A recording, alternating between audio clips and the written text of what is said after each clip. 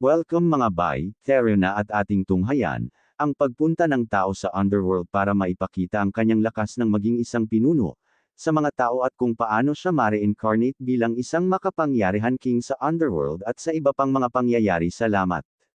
Paano kung ang tao ay pumunta sa underworld para masukat at patunayan sa kanyang sarili kung gaano nga ba siya kalakas?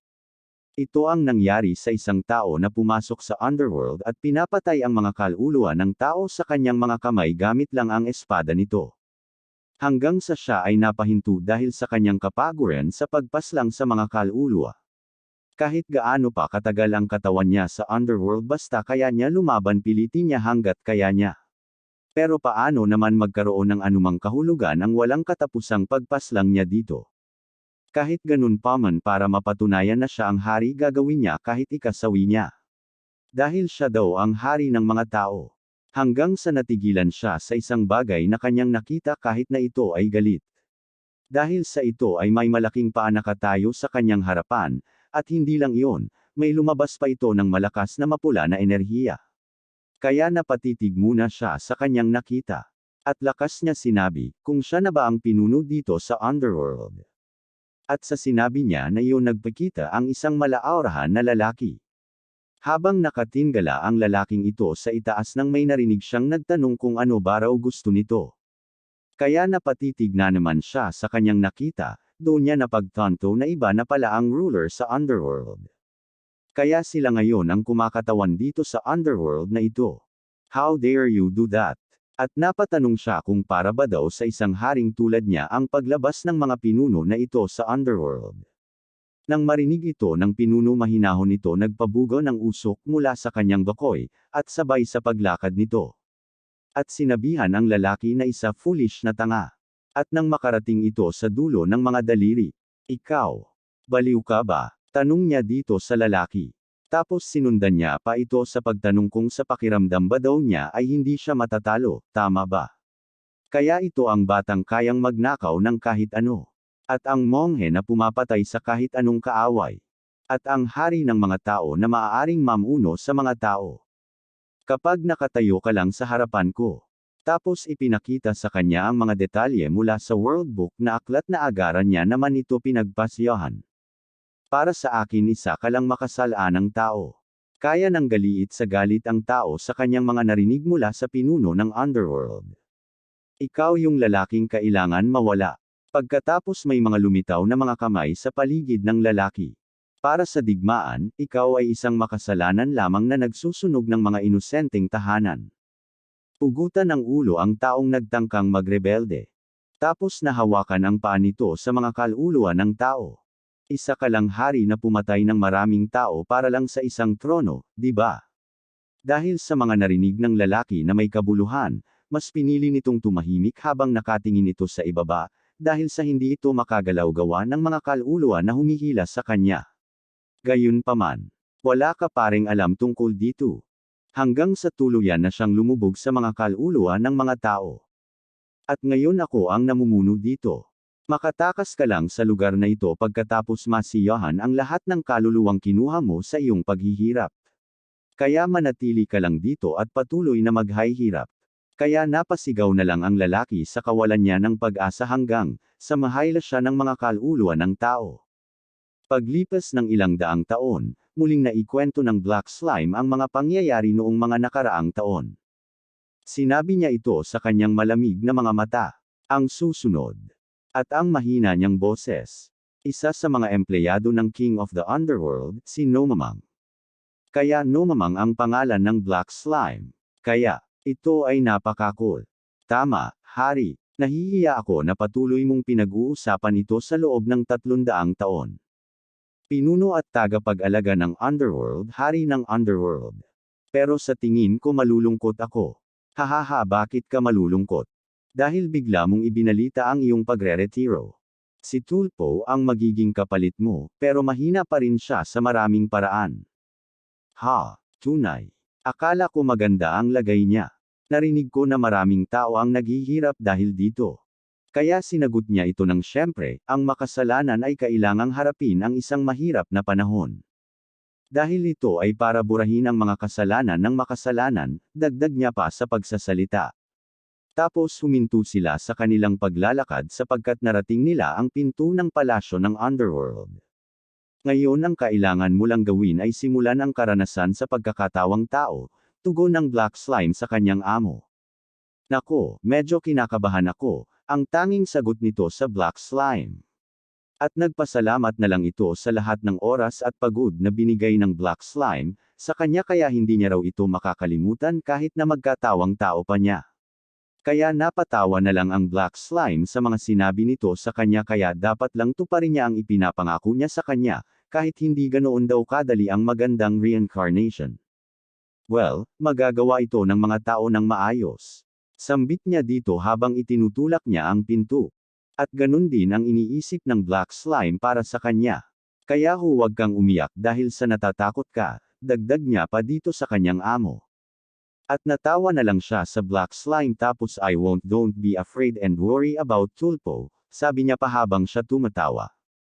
Tapos sa pagpasok niya sa pinto ng Underworld ay hindi niya daw maaalala, sa ano ang nangyari sa loob ng 300 taon. Kaya nagkomento ang Black Slime sa kung ano ang problema. Hindi ba ito ang paraan? Ang nag-iisang. Dagdag niya pa dito. At doon niya napagtanto sa kung bakit ang tahimik, sa Underworld sa halip na napakaingay nito dito, habang tulala pa rin ang pinuno ng Underworld sa kung bakit ganito na ito dito. Kaya anong nangyari dito tanong muli ng Slime? Bakit naging kagubatan ang dating magulo at mad-elem na Underworld? At dapat daw ang ilog na ito ay nagumapaw ng dugo ngunit ito ay naging tubig. Tapos may mga ibon pa daw na kumakanta sa paligid imbes na ang mga sumisigaw na tao sana ang naririnig mula dito. Kaya natawa ang pinuno niya sa kanyang komento dahil sa ito daw ay kabaliwan. Tapos napasigaw ang Slime sa kanyang nakita kaya manura niya ang tagapang-asiwa dito habang sila wala pa sa kung ano ba raw ginawa ng tagapang-asiwa sa Underworld na ito. Dahil sa dapat daw itong palayok na ito ay kumukulo para sa mga tao, na biglang nilalamig. Ngayon ay may tubig ulan na sa halip na halki. O Diyos ko! Nasaan na ng tagapang-asiwa dito? Kaya yumuranim, dapat kang bumalik. Panghikayat niya pa dito sa pinuno. Sa tingin ko ang lugar na ito ay hindi para sa iyo. Dagdag niya pa dito sa pinuno niya. Tapos napasigaw siya sa kung ano ba daw ginagawa ni tagapangasiwa dito. Kaya paano raw ang kanyang pagkakatawang tao? Muli. Kaya nainis ang Slime sa kung incarnation ba lang daw ba ang iniisip ng kanyang pinuno. Kaya sinigawan niya ang Slime na may pagturo ng kanyang daliri sa kung alam ba daw ba nito kung gaano niya ito katagal hinintay ang kanyang pagkatawang tao. Kung wala ang tagapangasiwa hindi na raw siya mabubuhay sa ikapangalawang buhay niya, dagdag niya pa na may galit sa tuno. At may napagtanto siya sa kanyang nakita sa kung ano ang nangyari sa Black Slime sa kung bakit ito parang kamakaway, habang ang Slime nagulat din sa nangyari sa kanya. Kaya tinatanong niya ito sa kung ano ang mali, at ginatungan niya pa ito sa pagmura sa kung baliw ba raw ba ito, habang itinaas niya ang kanyang kamay para abutin ang Black Slime. Sa pag-abot niya sa Slime doon niya napagtanto sa kung anong meron sa kung bakit mayroon ganito ito dito. Kaya pati siya hindi makapaniwala sa mga nangyayari na ganito dito, na para ba siyang nalulusaw. Bakit niya nakikitang ganyan ang itsura niya? Tapos sumigaw ang Slime sa pag-ilag-umilag pinuno-ilag sigaw nito sa pinuno niya. At nagulat ang pinuno niya sa biglaang sigaw ng Slime sa kanya sa kung nabaliw ba raw ba ito sa nangyari sa kanya. Tapos nagkaroon bigla ng liwanag sa kanyang paligid na lalong nagpagulat sa kanya sa kung paano ito daw ay para siyang hinihila pataas. Kaya napatingala ito sa kung saan galing ang liwanag na ito at kung ano ba raw ito, habang pinipuwersa siya nito hilain pataas. At doon niya naisip kung sino ba raw ang gumawa ng ganoon sa kanya sa kung bakit ito ginawa sa kanya. Kaya dito niya naisip na baka ang pinuno ng Underworld ang gumawa para sa kanya at matagal niya na rin daw itong hindi nakikita ang King of the Underworld. Tapos nagulat na lang siya sa kanyang nakita sa kung ano ba daw ba ito. Isang butas lang ang tumanbad sa kanyang bukas na mga mata ang nakikita niya. Habang ito papalapit sa butas na humihila sa kanya pataas. At sa isip-isip nito sa kung kasalanan ba daw niya, ang kapabayaan ng iba, kaya bakit siya pupunta doon. Nagsasalita ka na naman sa mapang utos na tono. Hindi ako nagkatawang tao dahil sa walang kakayahan na amo. Pero hindi na ako ang lalaki mo. Hindi ba nag-resign ako, hindi mo ba naaalala? Paalala nito sa kanya habang unti-unti itong papalapit sa may butas na liwanag. Masyado ka na bang matanda para hindi iyon maalala, sambit nito na may galit. Magwala ka, dagdag niya pa dito. Tapos naglabas siya ng malawakang pagkalat ng mapupulang enerhiya mula sa kanyang katawan. Hindi lang iyon, pinalakas niya pa ito hanggang sa mawala ang liwanag na nakapaligid sa kanya. At nang mawala ang liwanag, doon niya lang napagtanto sa kung ano ba talaga ang liwanag na iyon. Sa kung bakit parang nagmula lang ito sa nabitak na dimension. Kaya napasyahan niya itong suriin para makita ng bukas niyang mata sa kung ano ang nasa kabila nitong nabitak na dimension na ito. Sa una napasyahan niya, ayaw niya pumunta doon, sa halip sinilip pa rin niya ito. Pero gusto talaga niya ma-reincarnate para sa ikadalawa niyang buhay. Kaya lang para may sagawa iyon, kailangan niya hanapin ng tagapang-asiwa para sa muli niyang pagkabuhay. At ikaw, kailangan mo itong pagbayaran sa akin, kaya sumama ka sa akin. Ika pa niya sa black slime. Pagkatapos nagsara ang bitek ng dimension, kaya nasaayos ito muli. Nung una akala nila kapareho lang din sa underworld ang sa kabila ng dimensional na iyon. Iyon ay nasa kabaliktaran pala sa kung saan sila napunta, sa isang makamodernong mundo, sa mundo ng mga tao, sa Earth. Mula sa itaas tanaw nila ang kaunting sunog mula sa kabahayan ng mga tao. Kaya napasyahan nila na doon lumapag mula sa itaas at para makita ng kanilang mga bukas na mga mata sa kung ano ang nangyari at saan nagmula ang sunog na iyon. Tapos malapit na sila lumapag sa may sunog, at nakalapag sila ng maayos sa hapag ng kalsada sa daan. Nang nakayoko, kaya tumingin ito sa kanyang harapan sa kung bakit ito mayroon doon sunog sa paligid. Kaya ito ang mundo ng mga tao. Pero bakit ang gulo ng lugar na ito, ikanya pa dito sa hindi niya alam ang dahilan. Tapos bigla siya napalingon dahil sa lakas ng tunog ng mga yapak ng mga tao na tumatakbo para sa kanilang sariling kaligtasan na makalayo sa magulo na lugar na iyon. Nang makita niya ang mga tao, nagtaka siya sa kung ano ba raw nangyari doon. Hanggang sa linagpasan na nga lang siya ng mga tao mula sa kanilang pagtakbo na ikinainis nito sa kung bakit ganoon ang mga tao sa kanya na parang hindi siya nila makita. Pero sa halip na tanungin niya ang mga ito, napagpasyahan niya na lang na hayaan lang ang mga tao na tumatakbo para sa kanilang buhay. At pagtunan pansin ang kanilang pinanggalingan sa kung ano ang naroon. Sa naglilinggas na malaking apoy, mayroon lumitaw na pegura ng sa kung anong pegura iyon, hanggang sa damadami ang mga lumitaw na pegura ng mga kaluluwa ng tao na para silang zombie.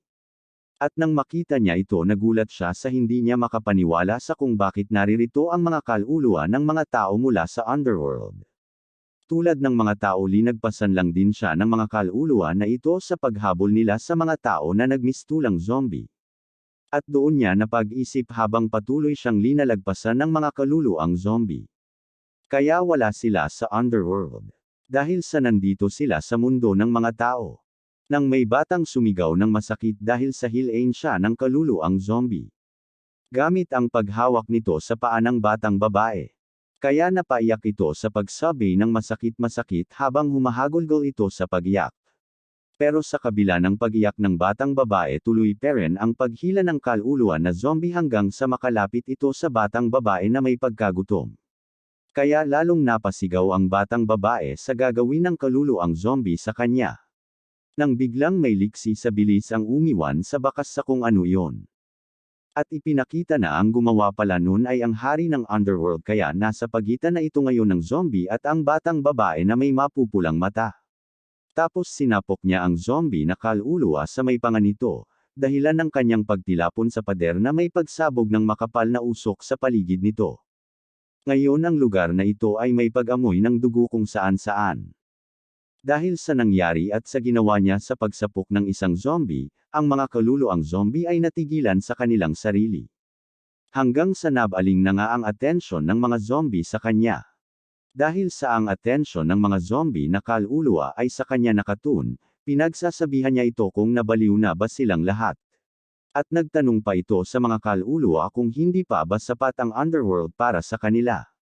At ang lakas daw ng loob ng mga ito na gumawa muli ng kasalanan, Pahayag niya dito sa mga kaluluwa na mga zombie na may galit na ekspresyon sa kanyang mga mata.